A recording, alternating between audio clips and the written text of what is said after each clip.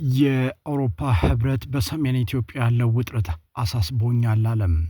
የአውሮፓ ህብረት በትግራይ ክልል የተፈጠረው ሰሞነኛ ውጥረት እንዳሳሰበው ገልጿል። ህብረቱ ወቅታዊ የክልሉን ሁኔታ በሚመለከት ቅዳሜ ሰኔ 20 2018 ዓ.ም በማህበራዊ የትስስር ገጹ ባወጣው አጭር መግለጫ የህወሓትን እርምጃ ነቅፏል።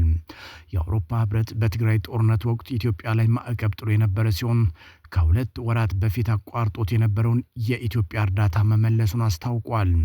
ህወሓት ትይዩ የክልል ምክር ቤት ማቋቋሙንና በክልሉ እያደረገ ያለውን አስገዳጅ ወታደራዊ ምልመላ ያነሳው ህብረቱም እርምጃዎቹ በ2015 ዓ.ም የተፈረመውን የፕሪቶሪያ ግጭት የማቆም ስምምነት አንቀጾችን የሚጥሱ ናቸው ብሏል። የአውሮፓ ህብረት የፕሪቶሪያ ስምምነት ሙሉ ለሙሉ እንዲፈጸም በሁለቱም ፈራሚ ወገኖች ማለትም በኢትዮጵያ ፌዴራል መንግስትና በህወሓት መካከል በአስቸኳይ ንግግር እንዲደረግም ጠይቋል። ህብረቱ ሰላምና መረጋጋትን ለማስፈን የአፍሪካ ህብረት ከፍተኛ ተወካይ ፕሬዝዳንት ኦሉሴጉን ኦባሳንጆ ለማሸማገል የሚያደርጉትን ጥረት ሙሉ ለሙሉ እንደግፋለን ብሏል። በምርጫ ቦርድ ህጋዊ እውቅና የተነሳው ህወሓት በፌዴራል መንግስቱ የተሾመውን ጊዜያዊ አስተዳደር በማስወገድ ከጦርነቱ በፊት በነበረው ምርጫ ያሸነፈውን ምክር ቤት ከመለሰ ወራቶች ተቆጥረዋል። የህወሓት ማዕከላዊ ኮሚቴ ባለፈው ሚያዝያ ከ6 ዓመት በፊት የተመረጠው የትግራይ መንግስት ምክር ቤት ወደ ስራ እንዲመለስ መወሰኑን ተከትሎ ይህ ምክር ቤት የቀድሞውን የክልሉን ርዕሰ መስተዳድር ደብረጽዮን ገብረ ሚካኤልን ዳግም ፕሬዝዳንት አድርጎ መርጧል። መፈንቅለ መንግስት አድርጎ ስልጣን ተቆጣጥሯል የሚባለው ህወሓት የግዳጅ ወታደራዊ ምልመላ እያደረገ እንደሆነም ተዘግቧል። በቅርቡ ለትግራይ ህዝብ ህልውናና ደህንነት ለማረጋገጥ በሚል ያወጣው አወዛጋቢ ህግ የግዳጅ ወታደራዊ አገልግሎትን የሚፈቅድ ነው። የክልሉ ምክር ቤት አፈ ጉባኤ ምህረት በረሃ በዚህ ሳምንት በጻፉት ደብዳቤ ህጉ ተፈጻሚነት በአስቸኳይ እንዲጀምር መመሪያ አስተላልፈዋል።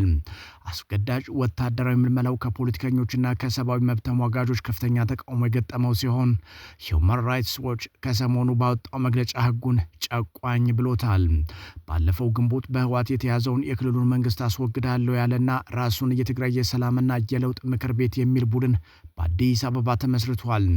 አሜሪካ በዚህ ወር በኢትዮጵያ ያለውን ሰላም ለማናጋት ውስጥ ተሳታፊ ናቸው ባለቻቸው አክራሪ የህወሓት አባላትና ቤተሰቦቻቸው ላይ የቪዛ ክልከላ መጣሏን አስታውቃለች። ህወሓት የአሜሪካን የቪዛ ክልከላ ሚዛናዊ ያልሆነ ሲል አውግዟል። የአሜሪካ እርምጃ የትግራይን እውነታ እንደማያንጸባርቅና የፌዴራል መንግስቱን ተጠያቂ ያላደረገ መሆኑን በመጥቀስም ኮንኗል። በኢትዮጵያ የአሜሪካ ኤምባሲ አርብ ሰኔ 19 2018 ዓ.ም ባወጣው አጭር መግለጫ በትግራይ የሰላም ሂደትን እያደናቀፉ ናቸው ያላቸውን በስም ያልጠቀሳቸው አካላት ለውይይት ጥረቶች ትብብር እንዲያደርጉ አሳስቧል።